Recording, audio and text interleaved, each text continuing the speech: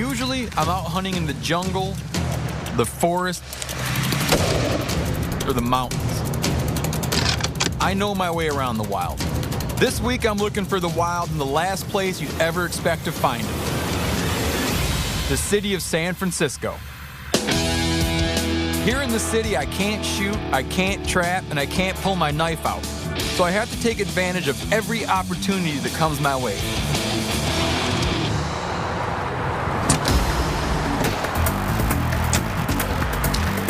Oh.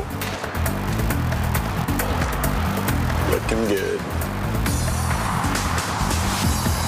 All around the world and in parts of this country, it's common practice to eat roadkill. It's like waste not, want not. It's a perfectly acceptable protein source if you know how to handle it and you know how to check it. I can tell that this raccoon right now is super fresh dead.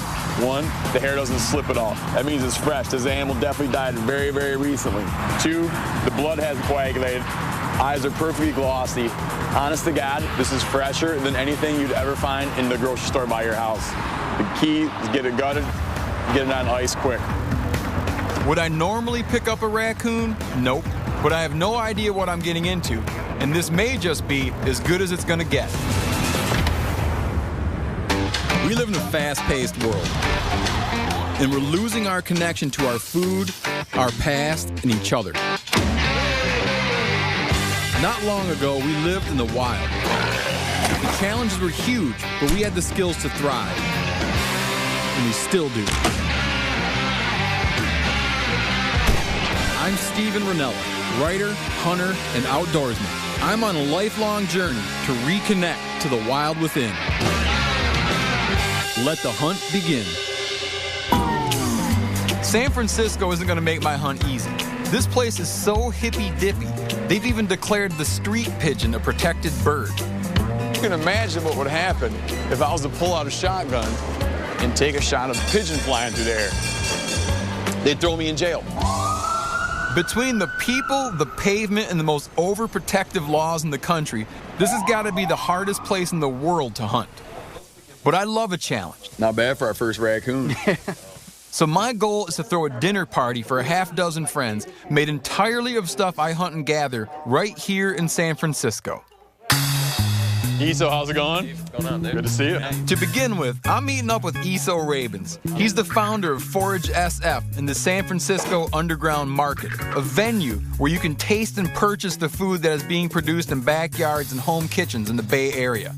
In the last year, his underground markets have gone from 7 vendors to over 500, and from an attendance of 150 to over 2,500. He even holds secret premium underground dinners that are by invitation only. He's proof that the wild does exist in San Francisco, and he's going to help me on my mission. Ready? Oh, no. There you go. Careful with him. Oh. Have you eaten many pigeons? I don't think I've ever touched a pigeon before. Really? Yeah. I like to just put them in like a little lemon and oil and just grill the halves on them. Oh, yeah? But because of the intricacies of the law here in San Francisco, we are not allowed to eat these birds. Yeah. So we're going to have to release our first meal. Yeah. On 3. 1, 2, 3. We'll get something else. The birds themselves may be off limits, but their eggs are perfectly safe and legal. And there's one surefire place to check for eggs in any city: a highway underpass. So we're headed to the corner of Cesar Chavez Boulevard and Potrero Avenue, right under Highway 101. There's some monster nests over here. I mean, everywhere in here. There's tons around. But it's just like such a tricky spot. I know this seems crazy, but humans have been gathering eggs for as long as there have been humans. And whether you're climbing a tree or climbing a steel girder, either way, you're risking your neck to answer the call of the wild. Damn, dude. It's bad.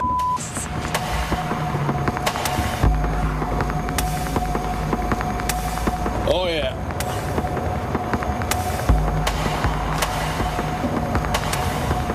Got 4 of them right there. Oh. With just a couple of eggs in my pocket, I think I'm done risking my neck for today. I've had easier and safer times packing 100 pounds of buffalo meat on my back in the grizzly-infested mountains of Alaska. I need to get back to basics and quick. I was born with a fishing pole in my hand. I have to fish everywhere I go. And if I'm near water and I'm not fishing, I feel like I'm denying my hunter-gatherer roots. In San Francisco Bay, leopard sharks, eel, and salmon have all been a mainstay for urban fishermen for years. I'm hoping to tap into that resource. Kapoosh! So what do you think he'll get? Something to eat. Something? Time for dinner, huh? Let's see what's happening. I just had a little bump. That's a good sign. I don't know what. A lot of urban fishermen throw back what they catch, but that's not my style. Catch and release fishermen, they feel the call of the wild, but they're not interpreting it properly. Mm-hmm. Well, it's like you're gonna put like a hook through something's mouth. Yeah, it's like, seems like you might as well like. I got a fun idea. I'll poke a hole through your face with this hook, Yeah. and then I'll let you go. Then I'll rip it out and throw you back. And then maybe, hopefully, some other guy will be able to poke another hole in your face tomorrow. Sounds great. I know, it doesn't seem very nice. Might as well eat them.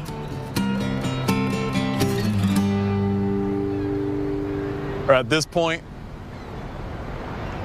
things are looking ugly out here. I get the sense I'm not going to start just piling them up here. And now we're going to really kind of throw all the chips in one basket and drop a ton of bait down there for crab. Something's got to work out here. Something's got to work. Come on, baby. Come on. Being a hunter means knowing that it's okay to get really angry about not catching anything, and knowing at the same time that there's nothing to be angry at.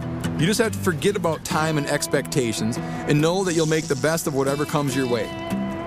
To come out here and say you're going to do something and then screw it up and not be able to do it is like, I hate that kind of thing. I hate that kind of admission to being wrong. I'd rather just tough it out and stick it out. At least be able to say, like, I went for it and did it and tried it. People say it's tough to make it in the city, and they're right. The day is winding down, and if my whole week goes like this, I'm going to be serving my friends a whole lot of nothing. My last hope for tonight is the crab trap. You don't want to dilly-dally around. You got to move fast, pull it fast, hand over hand over hand, or else the crabs will just squirt out the sides. Okay. So you got to like really get in there and do it. Like don't stop and like think about it. There it is. Is it hung up? No, it's just heavy. Oh, I'm dropping the cord. Crab. There's crab coming. Heavy.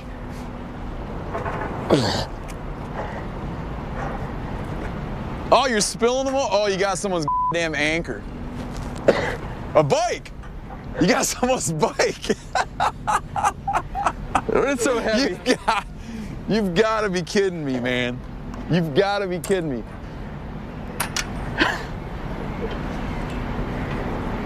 Well, Sweet. It's so heavy. I was like, man, there must be like 100 crab in there. This is like, this right here is the climax of any urban fishing trip. We caught a bike. Thanks, San Francisco. You're the only place I've gone fishing for shark and crab and only caught a bike. This hasn't been the bounty-filled day that I'd hoped for. 2 eggs isn't going to cut it for the feast, but at least I can enjoy a light dinner. I want to bury these eggs in the heated beach sand and roast them. Oh man, that should work. I don't know why it wouldn't. Ah,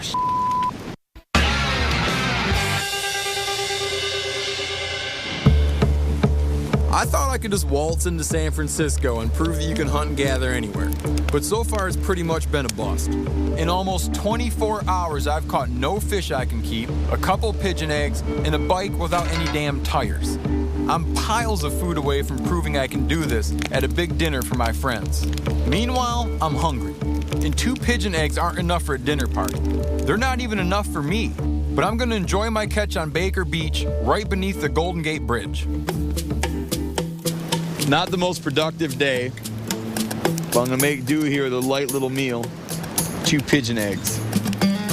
And I want to bury these eggs in the heated beach sand and roast them, which is not like a very common way to cook eggs. Before I do that, I want to bore a hole in here to release pressure. Just a little touch of a hole, which makes it less likely that the egg's gonna burst when it heats up. This is something I've never tried,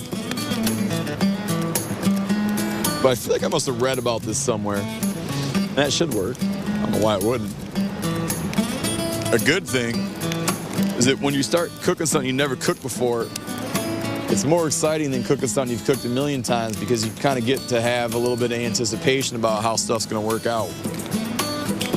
It makes it much more enjoyable. I better check these eggs.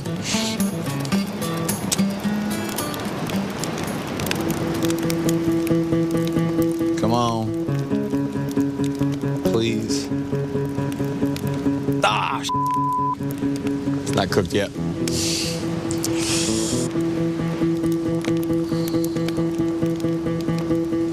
God, how could it not be cooked? Oh! No! No, no, no, no, no, no. I can't believe this. Son of a...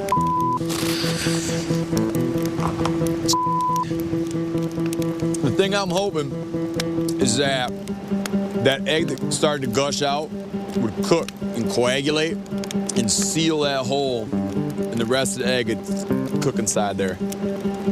But now it's like a death watch.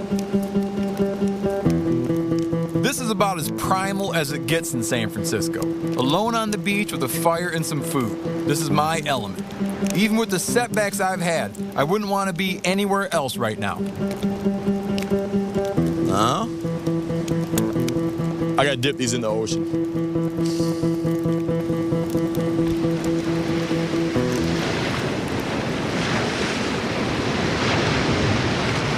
Oh, son of a...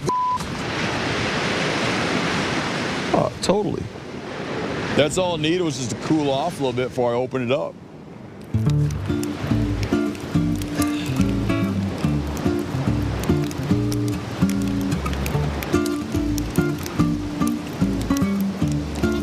Perfect recipe.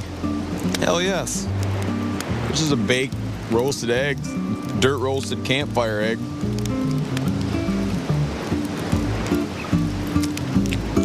Yeah.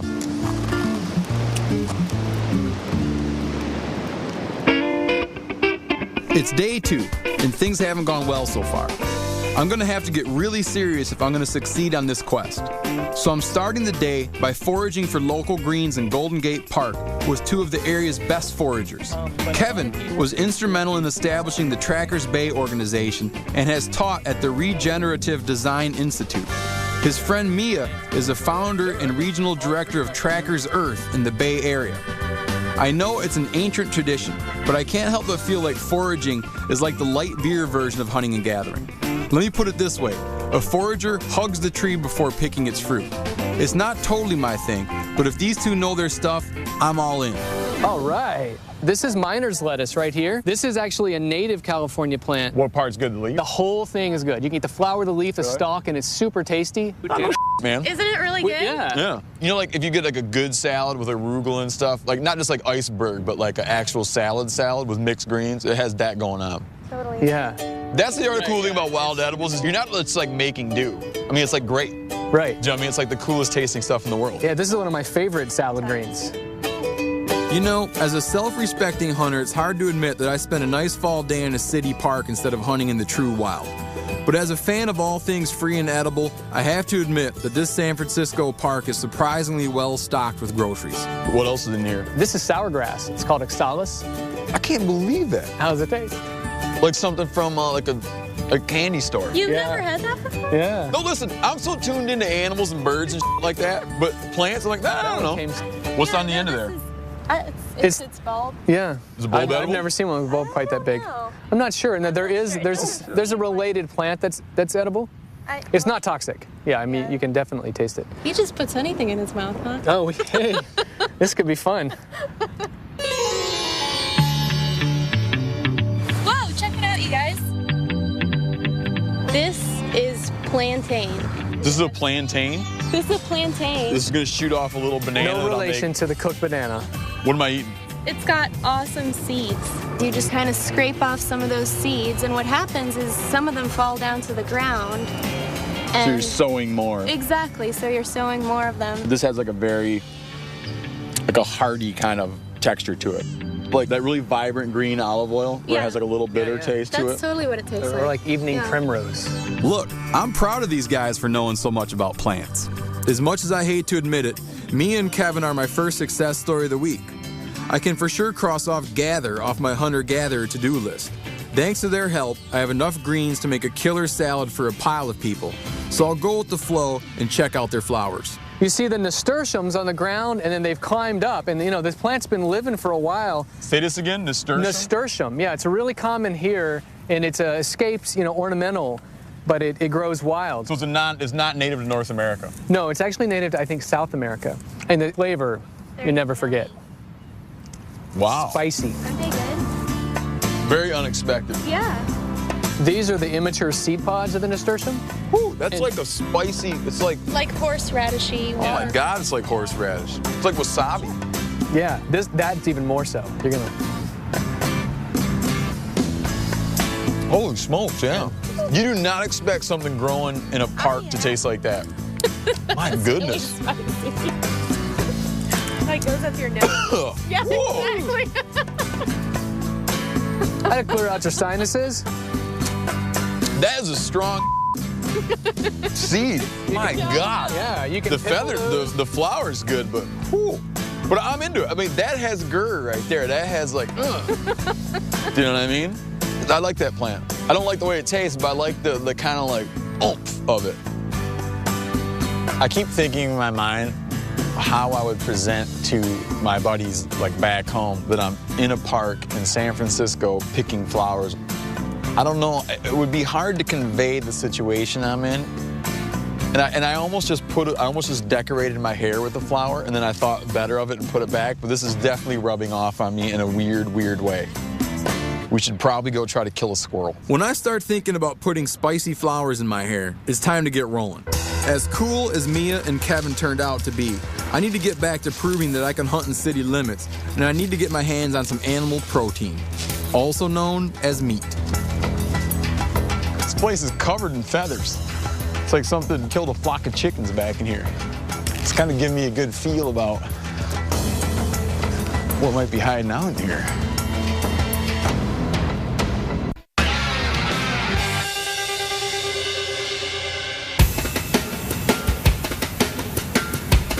I've been at this for 2 days, and all I've got is a bag of greens, a couple of eggs that I already ate, and a roadkill raccoon. A bowl of greens and a roasted raccoon is not the kind of feast I set out to put together. If I'm going to prove to myself and my friends that you can truly hunt and gather in a modern city, I need to find more of San Francisco's bounty, and soon. So I'm hitting the woods of Golden Gate Park on the hunt for something delicious. This place is covered in feathers. It's like something killed a flock of chickens back in here. It's kind of giving me a good feel about what might be hiding out in here.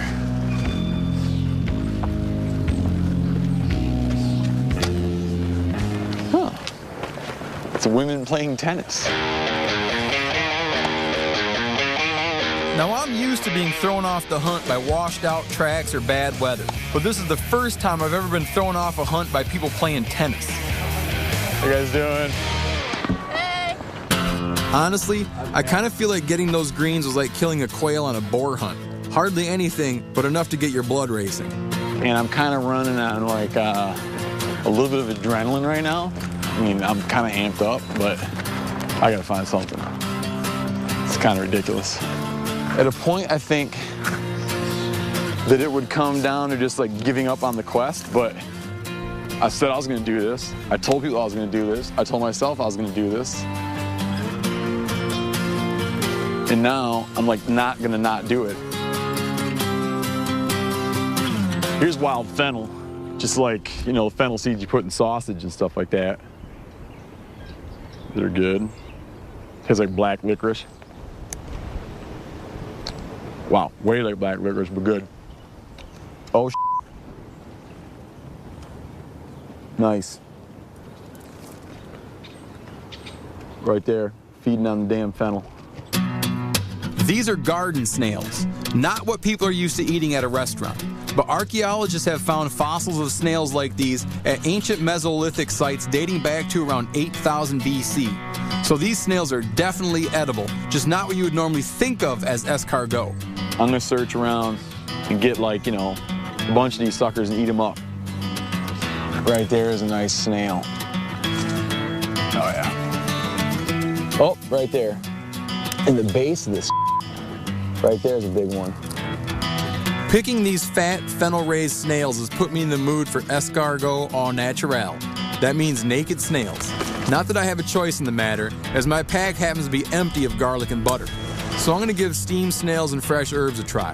You're unlikely to see this recipe popping up on the menus of fine dining establishments anytime soon, but it'll have to work for now.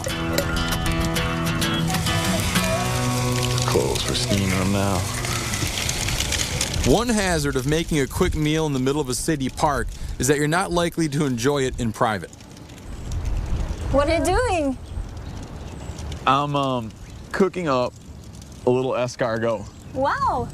Okay, this feels impossible, but it's actually happening. First I catch a bite while I'm fishing. Now, French tourists are stopping by when I'm making escargot.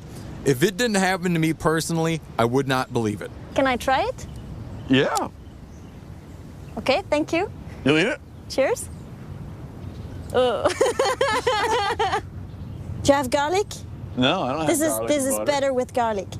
I might not have garlic, but hopefully I can flavor the snails with a pinch of my park herbs. Eat that. This is what? Try that. That's good. Yes, it's weed. I'm gonna dig in. You don't mind, right? Okay. Oh. It's ready. It's ready?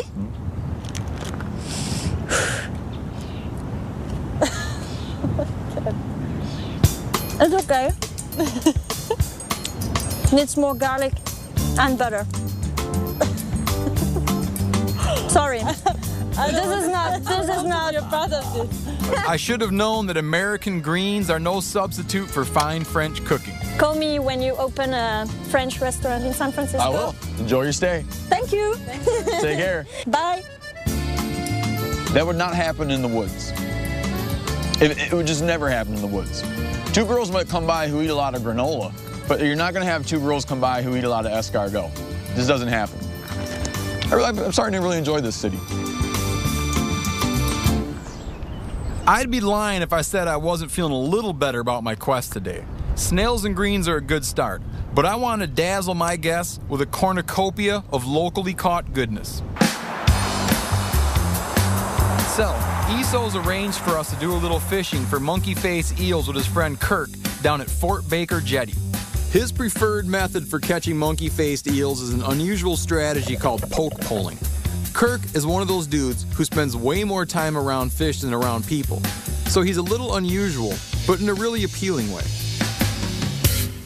So what's up? So do you think there's some hot poke pulling action going on right now? Well, right now we're at high tide, so you know, if you can see here and look at the level of water on the rocks, it's pretty high. And normally when I poke pole, I want to do a low tide. But I think they're in here. I had a couple of bites a minute ago. Oh, you did? We're gonna poke pole here. Piece of bamboo, piece of clothes hanger. Am I a little too generous with the leader? No, because we're gonna go with a variety of leaders. You got a long one, he's got a medium one, I got a little one, so we'll just do it. Yeah. That's what it all comes down to. But I got a bigger eel than you, buddy.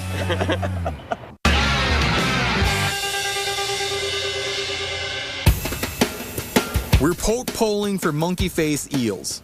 These fish aren't really eels exactly. They're actually in the prickleback family. But because they're long, black, slimy, and downright ugly, there's little harm in thinking of them as eels. So here's the deal.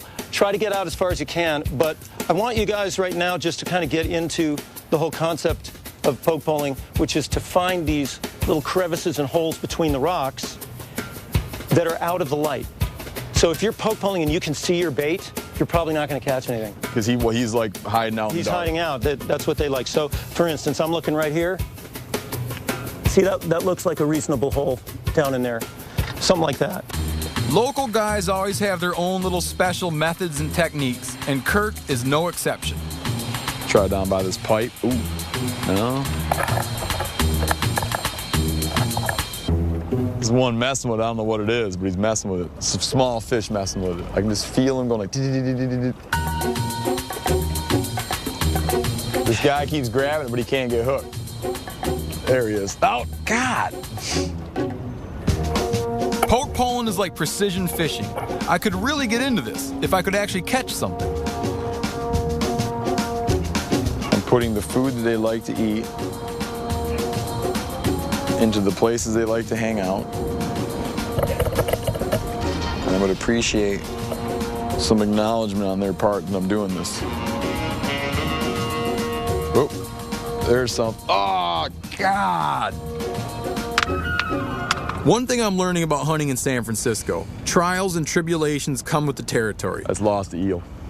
I can't believe this. Right now, I'd rather be fishing pike through the ice with wet boots and negative 10-degree weather. At least then I'd know for sure that I'd get something. All right, I might go out and try. I might go try the other side, man. Okay. You think I'd be smart, too? I think it would be. I'm not getting much in here. I'll tell you what, if this is what counts as good fishing around here, then I'm a seriously screwed individual right now. This whole notion of proving that the wild is right there under the city is starting to feel ridiculous. This was a very stupid idea. I mean, I think the only reason I did it was because it was stupid. But then I thought somehow I would prove that it wasn't stupid, that it was perfectly plausible. And now I'm realizing that it, in fact, is just what you'd think it would be, which is impossible and stupid. I think this eel thinks that some guy just showed up to start feeding him chunks of squid. If he's under that impression, he's dead wrong, man. Every time you go out hunting, you know you're going to have good days and bad days. And I know how to handle the bad days. Just not when they're all bad days. There he is. There he is. Come on, baby. Come to Papa. Come to Papa. Oh! Ah!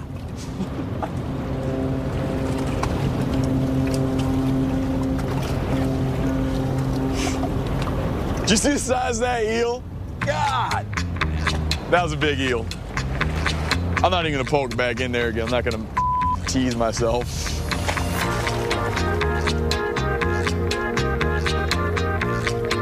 Oh, there's a good hole.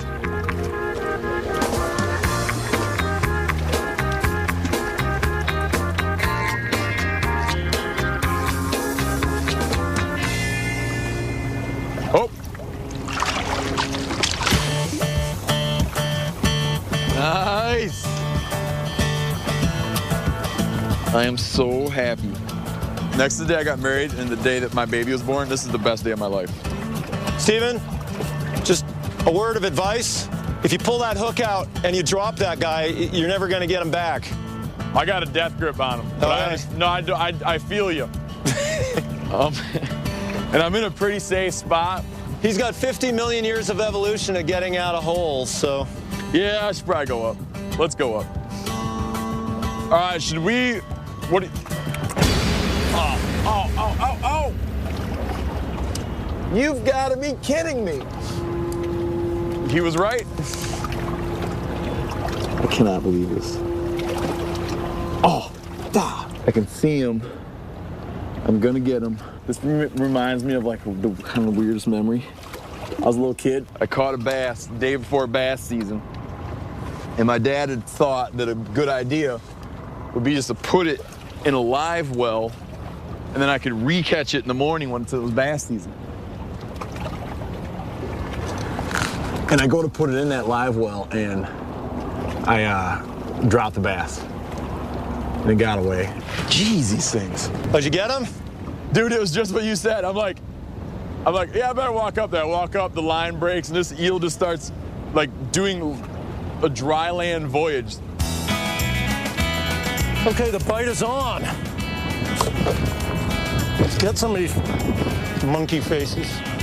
There's no shortage of truisms when it comes to fishing, and here's one of the truest ones of all. Oh, I'm liking this. Nothing gets your fishing buddies interested in the task at hand quite like someone actually catching a fish. My catch inspired Kirk to come through with an eel of his own. There's two. Nice. Dude, up top here.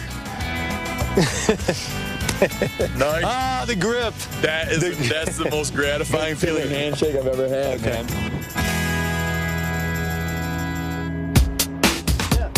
Guys like Kirk always know guys with boats. With one quick phone call, we're on Captain Steve's boat, headed out on a conservation shark tagging mission. I'm going to help him tag some sharks. In exchange, he's going to show me some of the bay's choicest fishing locations. If Captain Steve knows his stuff, I'm golden. If not, I might just tie a rock to my leg and jump overboard.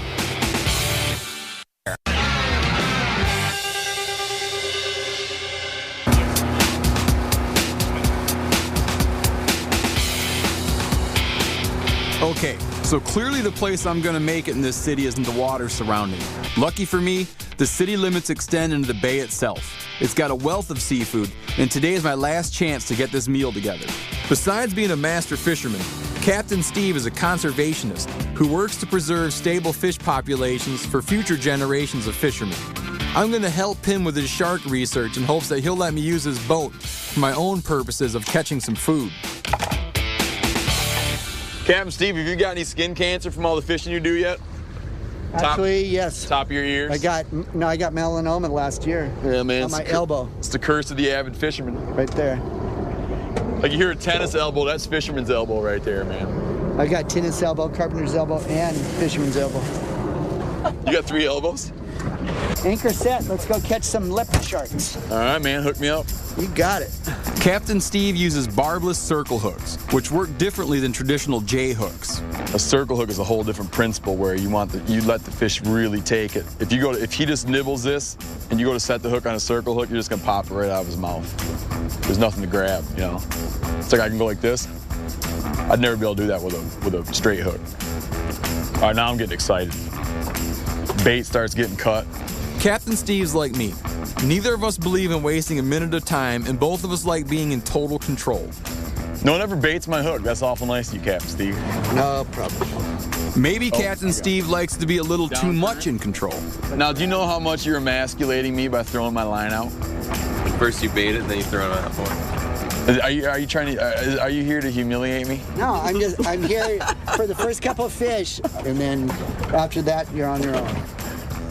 Okay, it may be Captain Steve's boat, but trying to keep my hands off a fishing rod is like trying to keep a dog away from a bone. It isn't gonna happen. Had to give him credit though. It wasn't long before I had a shark tugging on my line. All right, let's test your knowledge. Tell me what this is and how big it is. It's a leopard shark, and it's about 32 inches. That is a gorgeous fish, man.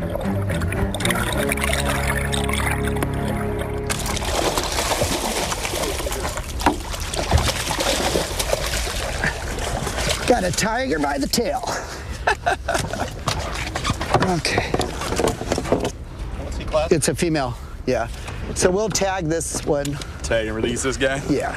Okay, walk me through this tagging process. Okay, so what we're gonna do is we're gonna place a floy tag about right here underneath the skin there. So right here, make a little slit right there. Okay, just through the skin? Yeah, just puncture it. Okay. Good? Yep, just push it right in. Okay, then pull it out. So tell me a little bit about some of the different things we're gonna get off this tag someday. So we're getting population analysis, we're getting movement analysis, we're getting growth analysis. Let's put this guy back in the water. We'll hold it in the water and let it kind of regain a little oxygen. Way to go. Hey, that was the first leopard shark I ever caught. So, got a 44-inch female, first shark of the day. Put a tag on it. Someday, some other joker like me might be out here fishing. He catches that shark, pulls it up, it's got a tag on it. They'll be able to tell, they'll know where that fish came from, how big it was at a certain point in time, and you'll be able to extract a lot of information. Catching the first fish of the day is exciting, but the leopard shark was just the beginning. It wasn't long before Eso had a hit on his rod. Oh, man. It's a 7-gill. 7-gill pup. Yeah, it's a baby 7-gill. First shark I've ever caught. Really? Yeah, totally. I think it's big enough that we can tag this guy. Got it, Cap. So anyways, his name comes from the fact that most sharks have 5 gills on each side. This guy's got 7. Okay, Captain, he's feeling pretty frisky. Okay, let him back go. When you meet a guy like Captain Steve, it's easy to see how sensible laws combined with personal passion for hunting and conservation benefit everyone. But now, I just want to catch a keeper that I can serve up. I'm now thinking about how if we get a keeper leopard shark, a male that we can keep, that is going to contribute. And that'll be enough shark to party with. Oh, yeah. Oh, I want to do a grip of death. Get his head down. Okay, so let's measure this guy. All right. 37. And it's a male, so I think you should keep it. This is our eater? This is the eater. You know, it's not a female, so we're not endangering the population. There's a lot of them this size. It's a young one. It'll taste good, so I think this is a great fish to keep. This is a good city fish. Yeah. I like to, when it's appropriate and when the time's right and when the conditions are such, like to harvest the fish and take care of it properly and just see that conversion of live animal to human food. To me, is just super enjoyable, man. I love it. I don't think that it has to be paradoxical to say that you love sharks or I love this shark, but then I'm going to eat it. It's like I love the idea of the shark and the idea of the sustainability of the shark, but I also like to eat the shark. And I think that you'll find time and again, if you look at how conservation resources work, that's something that drives people, you know. Captain Steve here is very much a fisherman. Likes to catch fish, eats fish, and works to save fish. And to him, it's not that those aren't separate things.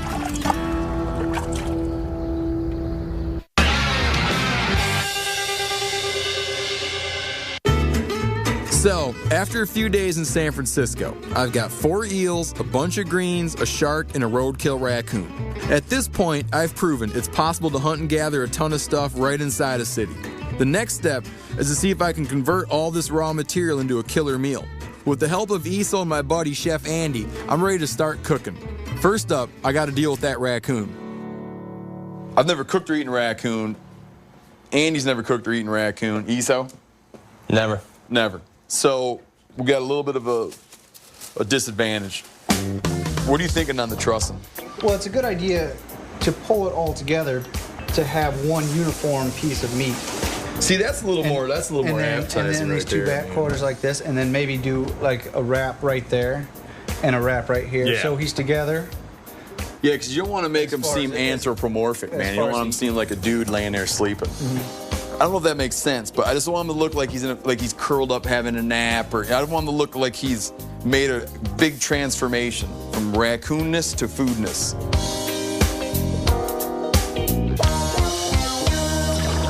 I feel like on something like a raccoon, the more cooking you throw at it, the better. Yeah, definitely. Like cook it one way, cook it another way, cook it the first way again for a while. Do you know what I mean? Just like cook that sucker every which way. My plan for this is to start with a dry spice rub. Then I'll grill it in order to give it a touch of smoky goodness. And finally, I'll braise it for several hours. Now it's time to get the rest of the party together. The monkey-faced eel gets breaded and fried. Then there's fresh local greens. And the leopard shark that we just caught gets grilled to perfection. Even with the complex web of laws in San Francisco, I'm feeling like I pulled together a pretty sweet spread.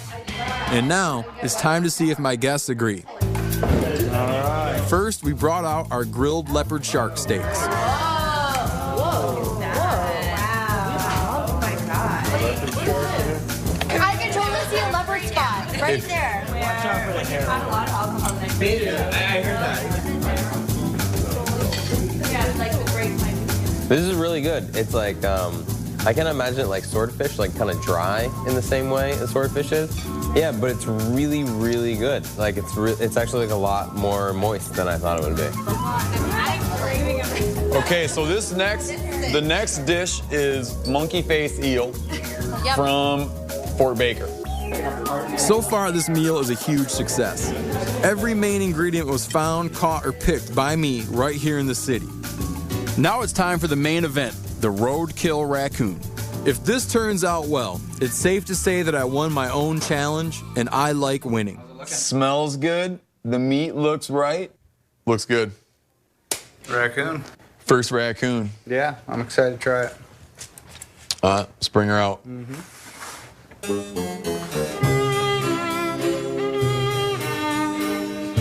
I feel like I should be singing some kind of song. Okay, so this is our last thing. And I don't want to say too much about it till everyone eats some.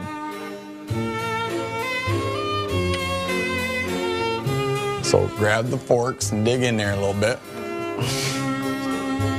There are so many weird bones in here. Those bones, those are real. Yeah, those definitely look Smells so good. Is it a chutney or something? It's like brisket. This is delicious, actually. Really flavorful. Yeah, do you guys all know what this is? No, we don't know. It's a raccoon. Tell us the story. I want to know. It's a raccoon that I picked up on the side of the road on the way to San Francisco. Was it still in rigor? I had a little rigor mortis. A little bit. If it's in rigor, it's still quite fresh. Oh, wow. It was very fresh. So it's like this. Very fresh. Oh my God. I'd say that most city dwellers think they've only got one option when it comes to acquiring their food, and that's the supermarket. But I believe we all crave a much deeper connection to what we eat. Right now, I'll bet there aren't many people in San Francisco who are sitting down at a table with good friends eating good food that they caught themselves in their own backyards and bays. In the end, despite the challenges along the way, this meal proves my point, that each and every one of us can use our hunter-gatherer instincts to feed ourselves no matter where we live.